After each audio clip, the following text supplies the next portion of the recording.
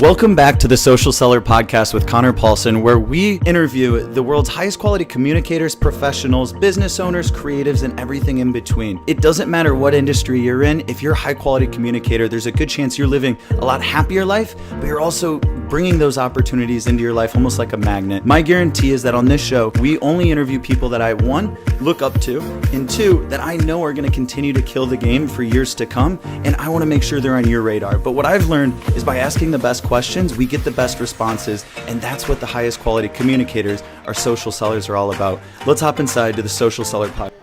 I think Deadheads, a really cool project. Deadheads is undervalued, but it's going to start blowing up because they're about to drop some unreal graphics in what's called Skull Troopers. Oh. This would be a project you'd like. Now, there's these Gen AI passes, which is from the same company, or same team, right? And they are dropping AI, is it generative? I forget the word, but of music, right? So at the intro of the NFT episode, we'll link it above here. When we're going through, Chris and I put it, I think we uploaded it last week. Biggie, who hasn't been here for a few decades, hasn't probably put out new music in the past few decades probably either. Not, yeah. With AI, lyrics never before that have come out of his mouth. It listens to all of his music and then it creates. Oh. Well, in the intro of this interview, you can hear brand new Biggie and him talking about crypto and rapping about what this direction looks like. Now, it's only like 20 seconds, right? Right. Well, this is in an NFT. The power here is we're going to have people like, it goes so far beyond the holograms of like Elvis Presley coming back from whatever that sci-fi movie was. Right. And like, that's sweet. This stuff's already here and it's happening, and you're getting in now because you believe in the project. And I love the project that you said. Like, I need to make sure I want to join their Discord. And for anyone that's interested in these things, before investing, and I'm sure you're doing it too, you're looking on Twitter and Discord. You have to be present. I didn't like Twitter. I stopped Twitter like 6 years ago because I was like, I don't know how to tweet. It takes too much mind power for me in the moment. But now that's where the movers and shakers are. Which is weird. You would think they'd be Reddit, but it's actually Twitter. Right? They stay away from Instagram purposefully, usually, which I think is interesting. I don't think I've seen a single NFT thing on Instagram. They're slowly, but yeah, you won't get in contact with the founders or the teams, and a lot of these companies and teams are purposely anonymous, and rightfully so, which is kind of cool. Yeah. There's a lot of big whales out there that no one knows. Yeah, no one knew that. No one knew that Snoop Dogg was, I forgot what his name is, like Mescagelli or whatever. Yeah. And then he I'm going to tweet on my real account, and then he tweeted, and everyone was like, oh, no way, that's Snoop Dogg. But then they didn't care. They were like, that's cool. We're still going to look at you as like this NFT person because like he built his NFT community around like this image. So like people were like, oh, that's cool that you're Snoop Dogg, but like we see you as this, which I think is really cool too. Like who'd be the other one? Steve Aoki. He's also an OG. He's been and a lot of people don't know that. So Des Bryant. And as far as when I got into just some of the names that I'm seeing, the early adopters, Des Bryant, Steve Aoki, and like Gary Vee earlier in the year were doing these things before the hype is here. So I purposely say that because probably makes sense to kind of watch what they're doing, right? Yeah. Maybe, I don't tweet that often, but what I do for NFTs solely is I turn on notifications for founders, right? So I don't have any notifications that come in for any socials except Twitter, and it's only like 5 to 10 founders, like a couple of the founders from Deadheads, a couple of like certain projects where I believe in them. The other aspect, and why I like Tom Bilyeu and Gary Vee, and there's going to be a lot more of these projects that come out, right? There's where Wolf of Wall Street's going to be doing some. Fleshman out of LA, he's heavily connected with a lot of these people. They're going to be dropping them. Has the founder and the name and the main person behind it, have they already made money?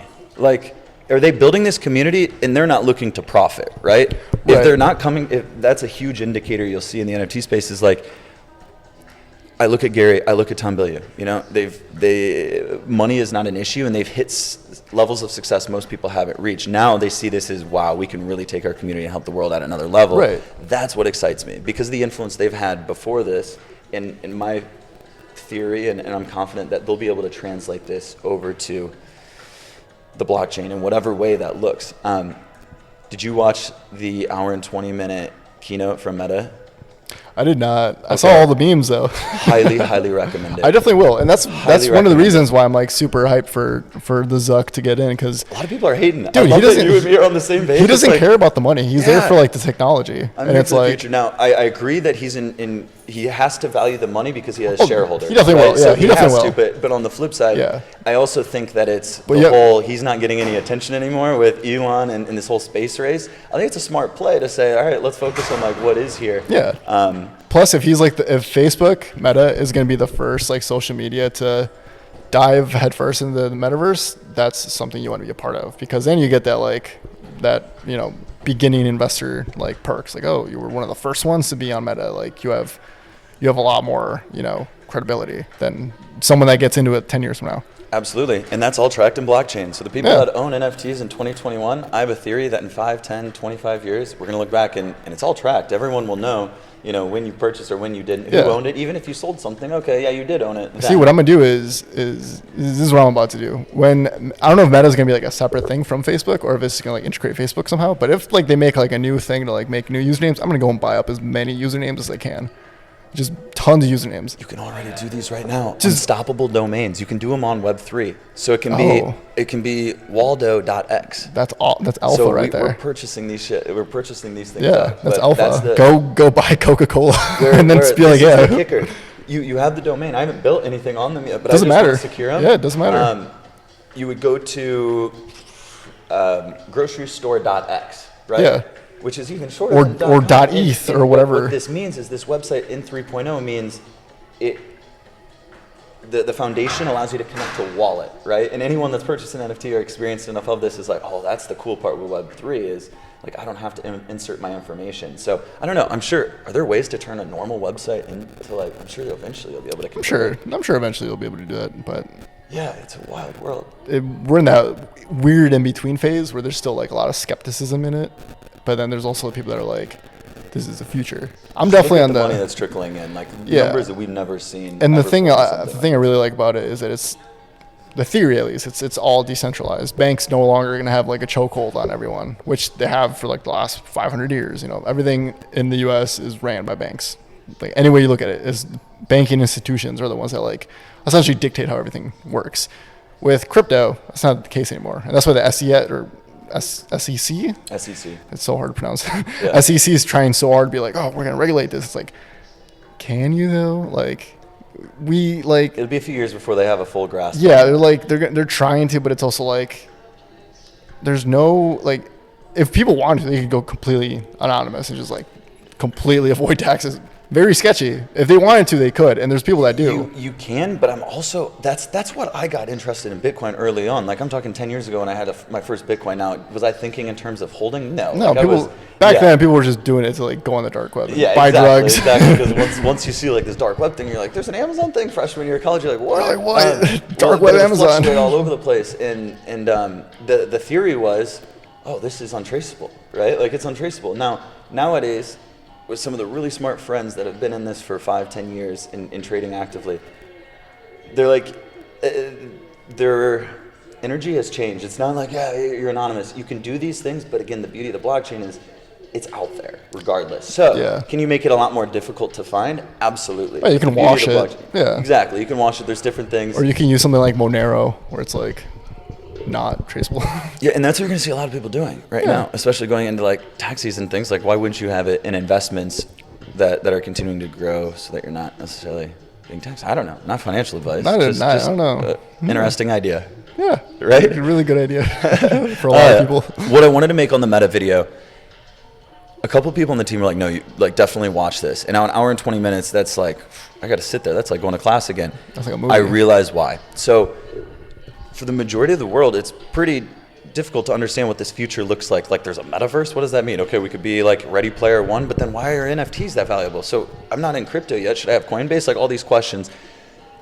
The hour 20 keynote isn't him standing on stage talking. It's him going through different virtual worlds and them, Facebook spending, I don't know, at least 10 million, 50 million, 100 million in the production of this. Probably. Showing you what the metaverse is going to look like, giving you the visuals that no company has been able to do yet. now I see how this is going to affect B2B. Like, I won't be on Zoom calls anymore. I will be sitting at a table with them, you'd be and I'll like, have my personal like avatar, in the new Marvel movie where they're like at the table and it's like these holograms. They just put on like a headset and they can see other people. That's how it's going to be. It'll be which goggles is so to cool. start. Yeah. It'll be goggles to start, and that'll kind of suck. And there's a new version that Facebook announced. There's going to be a more expensive one that comes out early next year for, like, I have the Quest 2, but they need the next ones have sensors that can read your facial expression. So your avatar is actually reading it in it, right?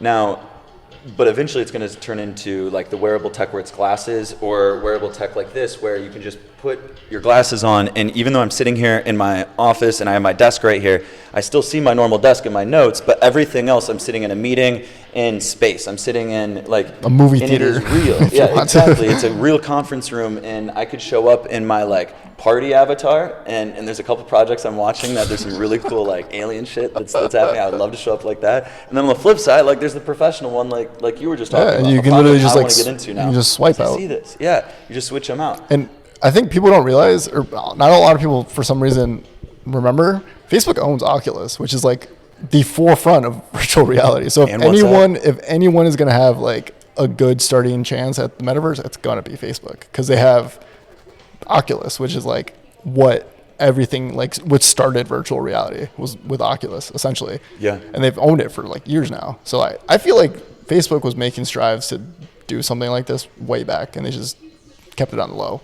Well, think about it. Remember when Apple dropped like the Google Glass, or was it Google? No, it was Google with the glass, and it just failed. Like 5, 10 years. That was just before the window. Yeah, that's it. Dude, just before the window. You know, the developers admit that they're like, look at it now. We should have just kept going with it. Think about who owns them. I bet they have to be ridiculously expensive. Oh, they're like, that would have been smart to just buy one back then. It's just I didn't think there was utility yet because I didn't see the future, and that's what Web3 is. It's here. Well, see, sometimes you're like ahead of the game and you don't realize it. Kind of like Kodak. People like, I don't know if people that aren't into photography know this. There's film and then there's digital. Kodak invented digital cameras. They invented it. They were the first ones to do it way back in like the 60s. But what happened was they thought that advancing the digital technology would like take away from their film profits, because they were like primarily a film camera company. So what they did was like they built, the first digital camera. They're like, oh, whatever, that's cool. We're not going to put any money into it because we don't want to ruin our profits. We're thinking about the now, not the future. Other companies like Sony, Kodak, Fuji, they were like, nah, we're going to do it the other way. We know that that's the future. We're going to invest all our money into making digital cameras. And if you look at it now, Kodak's like barely holding on, and all these other cameras are still wind-up cameras that a couple photographers once in a while snag. And then just like now all these other camera companies like just completely demolished them when it came to digital, because Kodak tried to catch up in like the early 2000s, but at that point, like Sony, Kodak, Sony, Canon, Fuji, all the other companies were just like so ahead of the game in digital, even though they didn't invent it. They were so ahead of the game that Kodak just had to like go for bankruptcy, and they're like, damn, like we really fumbled the bag, because they were so focused on the present, not the future. And I feel like that's one thing I really like about Facebook, is they're really focused on the future, not the present.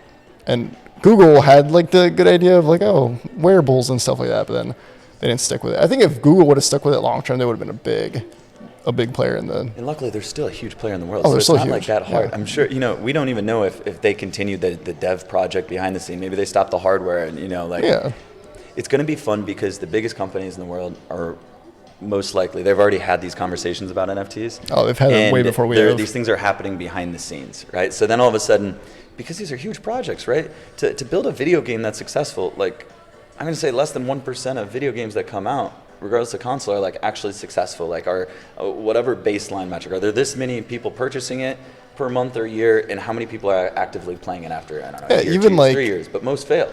Yeah. But it takes a long time to build a good game that's hopefully going to get a return, and that's what's happening now. Look at Rockstar, for example, the ones that make Grand Theft Auto. They made Grand Theft Auto 5. That game has been around since I was in 8th grade. So you can have Grand Theft Auto on like 4 different generations of systems. Yeah. That's a good game.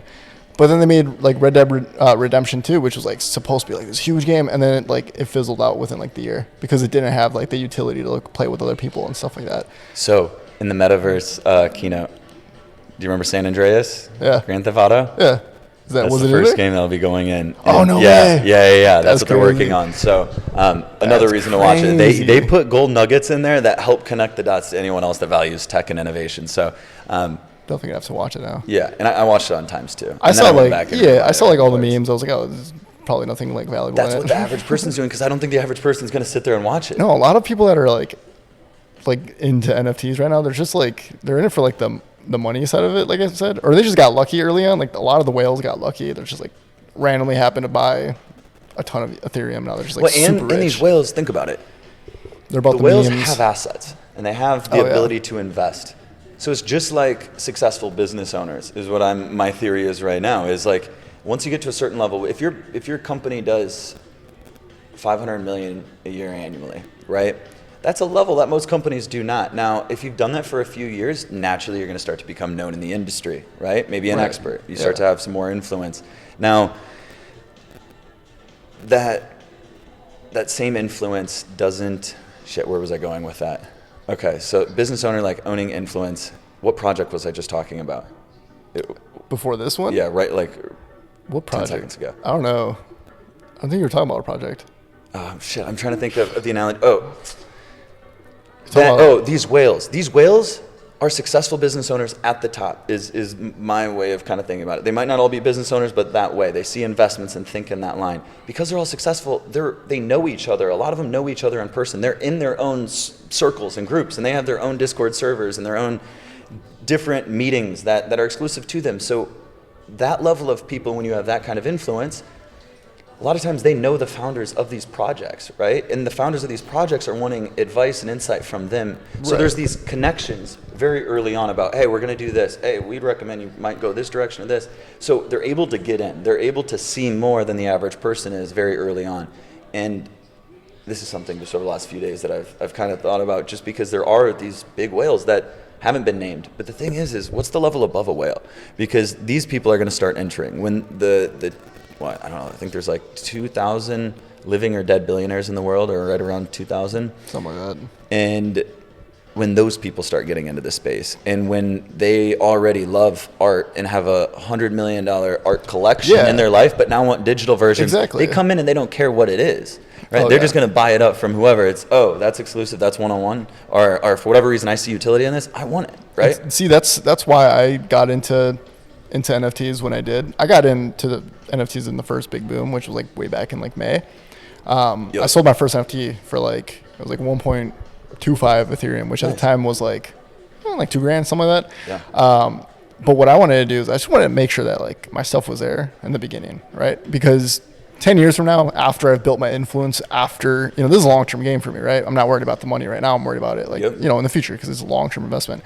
And I had some homies like buy some of my work, and they're like, we're buying it because we know, 10 years from now, like at the rate that you're growing, like this shit's gonna be worth a ton of money. Yeah. And like, that's my mindset is I want to get to the point where my influence, my brand, my image is like so well known that whoever owns one of my first NFTs can like flex that they own one of my first NFTs. Like imagine you own an original Picasso. Like, you're like, dude, I own an original Picasso. Like, I can sell this for like millions of dollars. But at the time when Picasso was alive, like people didn't really like him that much. Like, he was an asshole to a lot of people. And then he died, and obviously like the art snobs found, value in his stuff like way later on. Same with like Van Gogh. He sold one painting in like his whole life while he was alive. And it wasn't until he was dead that people were like, whoa, this shit's like actually good. Yeah. So like now it's like, you can actually buy artists' work and then see the value like scale up as they're alive. You don't have to wait for them to be dead anymore, which I definitely want to happen, because if 10, 20 years from now, if I can make anyone who invested in me a ton of money back, that'd be awesome. But then also with my influence and stuff, just knowing that like anything that I made is like worth a lot is also like just like a personal achievement, because it's like damn, like I was right about the future. Like I am so glad that I didn't care about the money back then and just focus on like the long-term game, which I feel like there's a lot of artists that do that, but there's also a lot of artists that want like that instant gratification, that like they drop a 10K project, like I'm out, I'm bouncing, I'm like, we're done with it, we got our bag, we're out. But it's like you gotta think about the future with it, and that's kind of where I'm at. Yeah, exactly. And when we talk about Web3 and blockchain, like there's so many angles and directions. NFTs are getting a lot of the hype, or crypto, did, and now we're talking about NFTs, but there's domains and there's this metaverse thing, and people are spending millions of dollars on buying and purchasing virtual real estate in places like Sandbox and different. Yeah, what's that one, there's that one platform that you like can buy stuff with like mana. I think is it Metaverse? It's like an actual like platform. I don't know. It might be. I think it's the one that Facebook's going to build their stuff off of, but I went and bought up like a bunch of mana. Nice. I was like, is that worth a ton right now? There's like a huge spike. I bought it at the top, unfortunately, so like it kind of dropped a little bit, but like I know like when Facebook like goes fully into it, that coin's going to be worth a lot. Yeah. Man, it's definitely going to be worth a lot when Facebook goes like balls deep into it, because they're building it off of that coin. Yeah. From my understanding, unless they like switch up on it, it's just fumble my bag, but hey, we'll see. Yeah, it's probably a good place to have it in. Yeah. And the one note that I want to make sure I mention here is like 9 out of 10 projects are most likely going to fail. So just do your due diligence. You don't even have to do that much. Most people are watching YouTube videos and getting into projects from them, right? And realizing there's challenges to it, especially when they have a ton of subscribers. Now, I love watching Alex Becker. I think he's hilarious, right? Like and he'll talk about these trades and things, but if you watch him long enough, you can kind of start to tell like when he's being a little bit more serious and when he's not. There's a lot of like satirical, like dark humor that's hilarious to me. But then there's the in-between. So if he's mentioning it and within 2 hours of a video dropping, there's 100,000 views, right? Think about how many other people, like you never want to buy on the up ideally, right? And so 9 out of 10 are going to fail. Do the research about the team, and that's where you usually want to get into Discord and Twitter and start following. Yeah, you want to get into the community before it goes ideally like, mint public. Before even the mint. That's usually how you gauge if a project's going to do well or not, is if you get into Discord and it's like all about community, not like about money grabs and stuff like that. And I think that's why like Mecca really shocked a lot of people, because it was a great community and then it happened and like it still failed. So people are like, okay, well that's not the only factors that matter anymore. Like there's something that we're not seeing. Which I completely agree. Like there's just something that a lot of it is luck, but a lot of it's also because you can't tell yourself I'm gonna make a successful NFT project and then go make it. Like there's no blueprint to do that. Yeah. You just have to like it. Like there's just something about the culture that has to like accept that it's gonna be like crypto toads. No one knew that was gonna blow up. No one knew it. There's no utility for a crypto toad. There's just funny little toads. Like profile pics. And then like they flipped cool cats in like a month, and people were like, no one saw that coming. It was on nobody's radar. Yeah. And then the whales were just buying it for the memes. They're like, oh, look at this one. It's got a little hat. Now they're worth like the $40,000. Like, damn. Like no one knew that. No one like a month ago. No one like I'm in a group chat with some other photography buddies who are like into NFTs, and like someone mentioned it, and we were like all laughed at it. And then like 2 months later, have you heard of crypto dick buds? Yeah, like that's another one. Like, these things are crypto like actually making money. But what I love is they're actually playing on the humor of this. Yeah. Right? Because it almost keeps the average person that doesn't even have crypto like, why the hell are people spending money? Like it's a picture. Like what idiots, right? Now, once you start looking into the utility and what does it actually mean, right? When you start looking into the roadmaps and you see, oh, okay, it's not necessarily what's the hype now. It's how can I support them. Yeah, and there's also just something funny about like, oh yeah, I own crypto dick butt number 5. Yeah. Oh, that's a pricey one. I think Gary V said it really well. He's like, more people see the digital version of yourself than they see the physical version. So if you own like a punk, millions more people are going to see that you own a punk than people see that you own like a fancy pair of shoes or a fancy shirt or like a Lamborghini or something like that. Like people won't really see those things.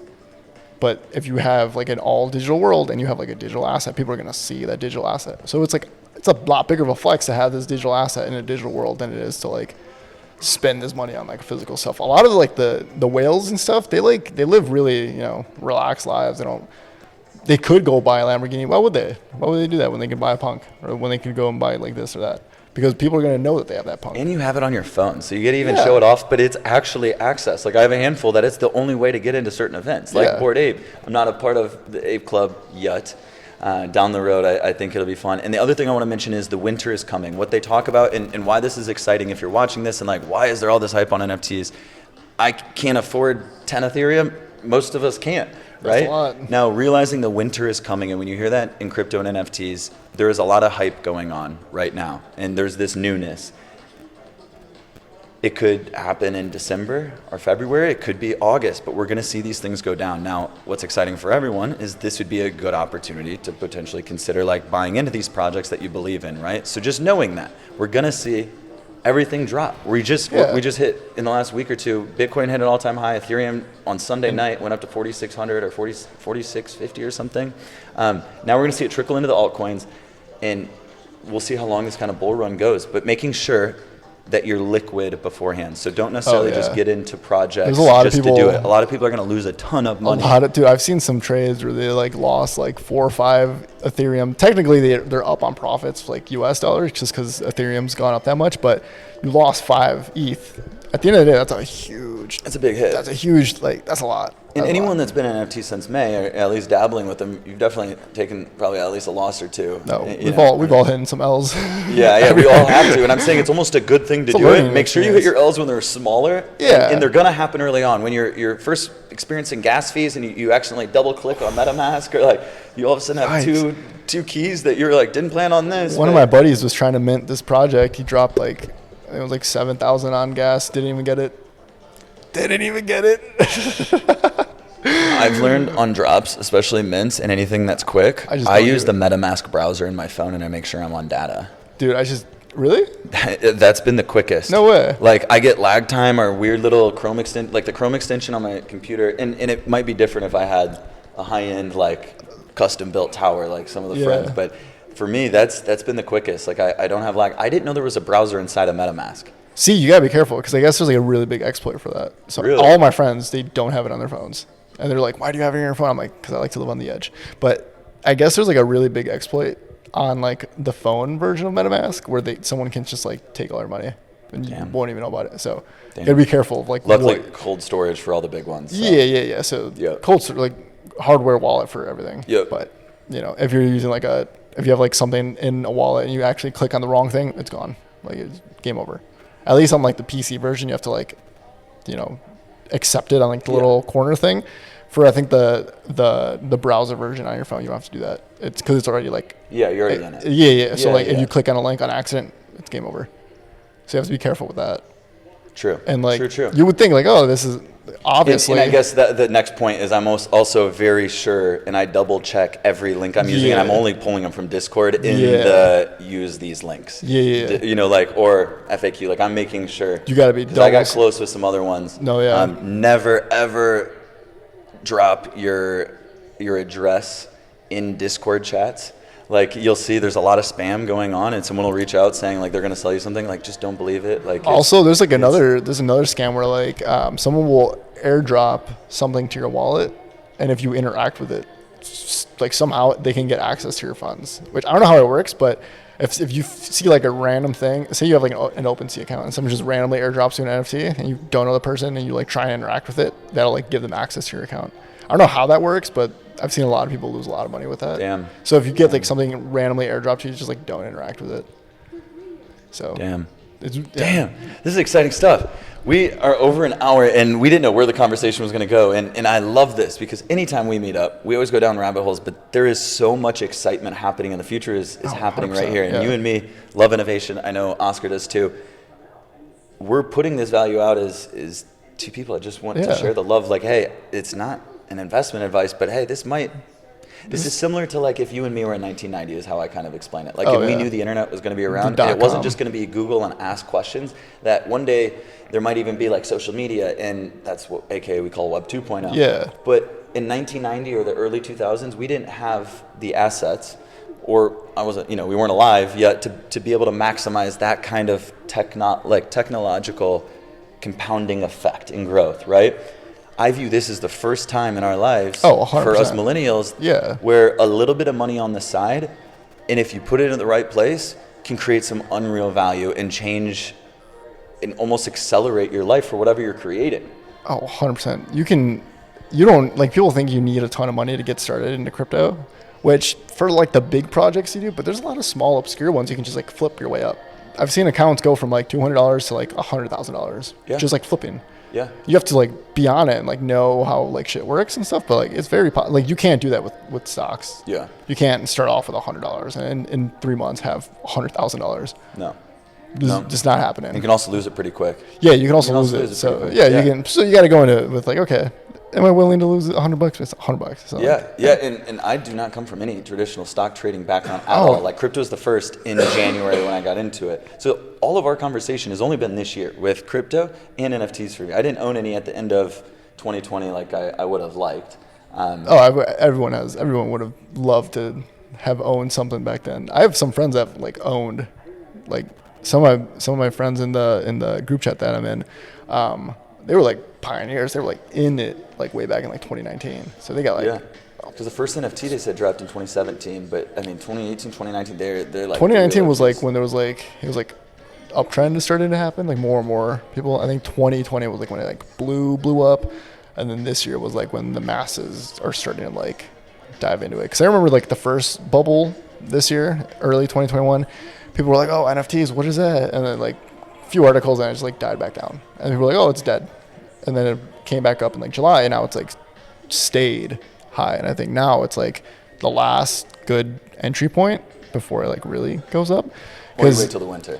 Yeah, well, see, the thing with the winters, I don't know how low things are going to get. Because right now, like, NFT trading is going really low just because Ethereum's so high. But the thing with Ethereum is I don't think it's going to get that low anymore. Like, I don't think we're ever going to see sub 2K Ethereum anymore. I don't think so. And they said that, I forget what this metric is in the trading world, but they say that last week I saw a trader that I follow, and he was saying that Bitcoin has hit a point where it cannot go any lower than like 25 or 24K now.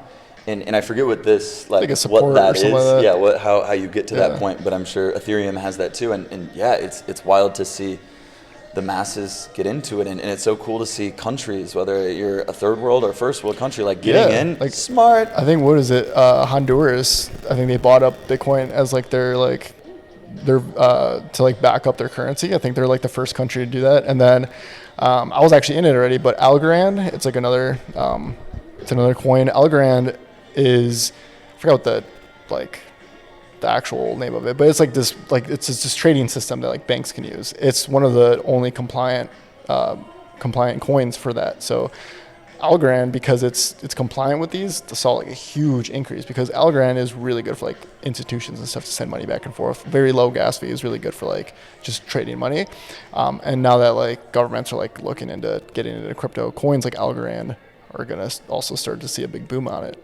And Algorand gives you like, it has a good yield. It has like a 6%. So I was in it just like, oh, why not? And then like it just saw like it blow up overnight. I was like, damn, that's crazy. I'm glad I'm in it. Absolutely. And there's a lot of projects like that, right? And it's going to continue to happen. So anyone that's watching and like feeling FOMO or missing out, like absolutely, we're so early, dude. I feel like you're still watching it, and just be a part of it.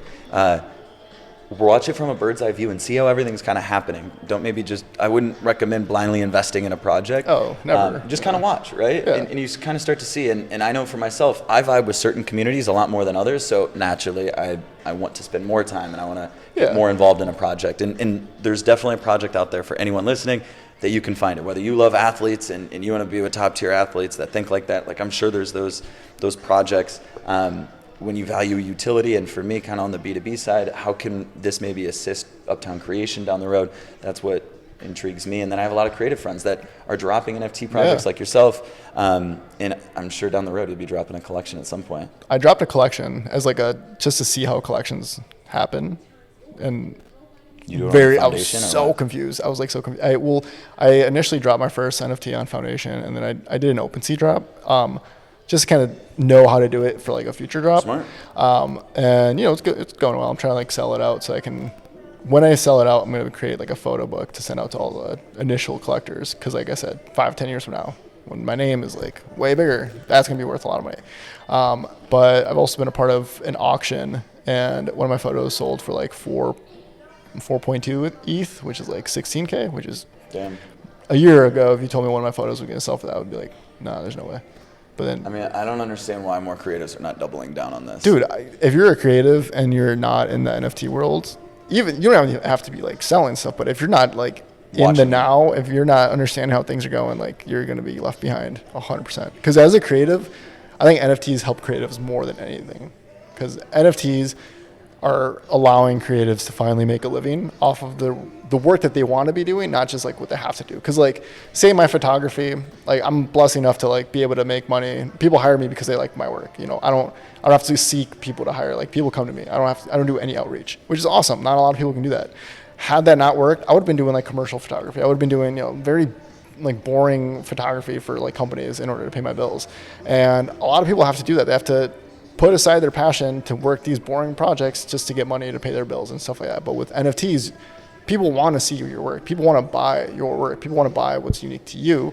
And NFTs are allowing artists to finally make a living doing what they want to do, you know, whatever art they want, and then fund it through like selling NFTs versus having to like have a side job and then have that be like your side thing where you don't really make money off of it, which is like the first time in history where like artists, unless you're like a super prominent name that comes from like a wealthy family, like this is the first time artists can actually be artists and make a living being an artist, which is awesome. And there's speculation that like, oh, this is all big money laundering schemes. Like, well, at least artists are getting paid. So even if it is a little money laundering. People that have never, in my opinion, been paid what they deserve for their creative talent and everything that's gone into it for their life. It's so cool seeing your work in like a virtual gallery too. Like I had one of my photos was in a gallery in Milan this year. I couldn't go to Milan because it was like, I had COVID and everything. So I was like, well, I can't fucking go. But then now one of my works is in like this collector's gallery who made a gallery, and I can like go in and like see right on the wall and see other people's work, which is super cool. It's like if I had a headset, it'd be a lot cooler because I'd be able to like look around and be like, whoa, that's a big piece, whoa.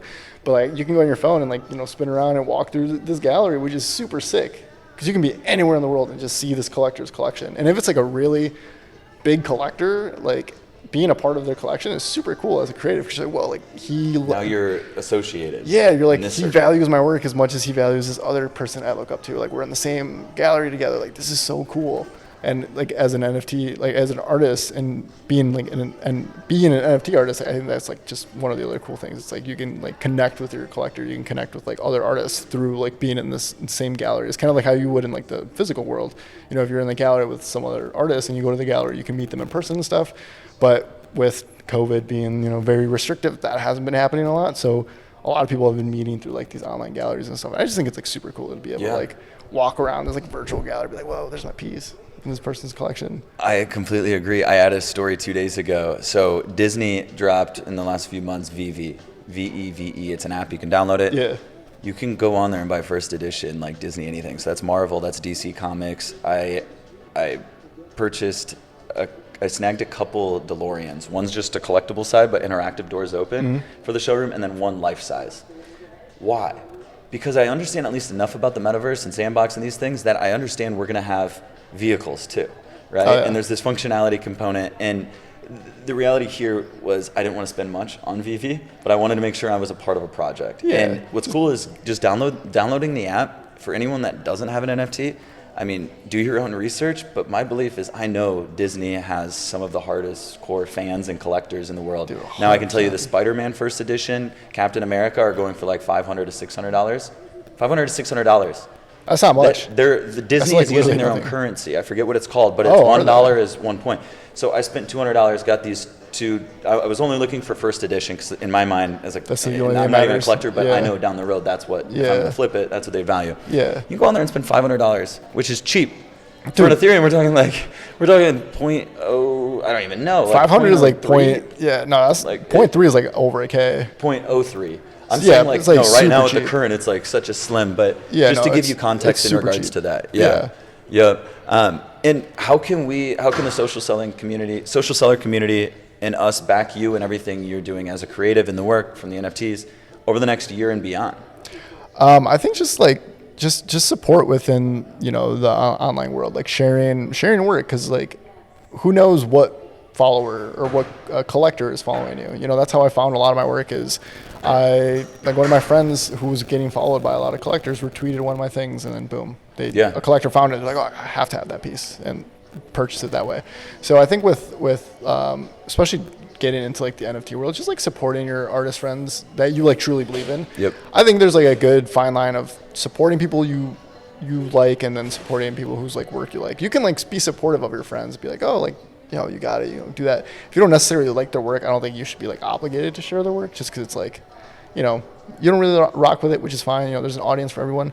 But if you like somebody's work, I think that, just sharing it is really, doesn't cost you anything. It's free, and it's way more than people think it is. Like a single retweet, especially that's why I like Twitter, a single retweet can just extend your audience to someone else's entire pool of audience, which is crazy because it was like, you don't know who's following who. Or like, say you retweet something and then someone else retweets them, and then Gary Vee for some reason is following them. Now you've put Gary Vee onto this person's work, which is like, you can't do that with like other platforms. Yeah. So Twitter's really cool, but yeah, I think just like sharing sharing work is probably the best way to support your boy. Yeah, and where can people find you? We'll put it in the description, but your Instagram is at Moodydarkroom. Yeah, so all of my social medias, that's website, Twitter, Instagram, Pinterest, Tumblr, literally everything is Moodydarkroom. That's one thing I really made sure to do early on, was just continuity across all my platforms. So literally any platform that you can upload photography on, you can find me at Moodydarkroom. So it's all the same. I appreciate it. And we're here to support. I'm excited for more of these collections and drops to happen. I'm excited for the future. We are living it. If you aren't excited for the future right now, maybe we should restart. You should go back and restart this episode, because this is here, and we don't want to be the taxi cab driver 10 years ago, 15 years ago, that was just pissed off and said, like, no, Uber's not here to stay. The world loves taxis, and I'm not going to download that app and be a taxi cab driver and Uber driver, because no, that doesn't make sense. Just being, I don't even know what the word is. I got to be careful, but don't be on that side of the future, right? Yeah. Don't be on the wrong look side. Back and regret things. That's the life yeah. we try to live. Because, like, again, kind of like how my mindset of when I moved out of California, what happens if it fails? Okay. At least I did part it. Of it. At least I did it. Crypto, same thing. It could. I think crypto's too big to fail, but it could. And if it does, whatever. We tried it. And then we'll be ready for the next wave of whatever's to come. But I think definitely the way that everything's just super technologically driven now, it's the next thing. And it's fun. That's the biggest thing. Yeah. NFTs have tapped into something intrinsically, like it reminds me of the video game days when I was in junior high, high school, and like I think that's playing online. Yeah, and then the collectible aspect, but now you're making money. Yeah. Now you're not just like flipping these things, being a part of communities, but you're able to make real money. Yeah, Axie Infinity, it's like a crypto-driven game that's giving people in like third world countries full income just from playing these games that they like to play, which is crazy. Like, you've never seen that before. Like, you can't. Usually it's the other way. You have to pay to win. Here it's you win, you get paid, which is like flipping the script, and it's allowing people in third world countries to finally have like a sustainable income through something that they want to do, instead of having to go and like slave away their life for dollars a day. And Axie Infinity is like doing that. Like, a lot of the top players in Axie Infinity are like third world country people, and they're just like getting full income from just playing this game, which is you've never seen it before. It's so crazy. Damn, I love it. Well, thank you so much for tuning in. Every Tuesday at 9 a.m. Pacific Standard Time, 12 p.m. Eastern Standard Time, or right around that time, you're going to see a new video, a new interview live every single week. We're 35 to 36 weeks consecutively. We want to keep up that momentum. Waldo, thank you for being here, my man. This was an awesome conversation. We have not gone into this much in depth. We didn't know where the conversation was going to go, and I love that it only makes sense to at least be talking about the future, because this can help as a creative, anyone that's supporting social, the social selling community and Uptown creation. From Oscar, Waldo, and I, we'll see you on Tuesday. See you later, guys. Like, you're going to get that because you would not expect anything else, and you have that confidence and conviction. Right. What I've learned in life is that comes from somewhere. It does. So let's talk about what was, when I say lowest point, like what immediately comes to mind?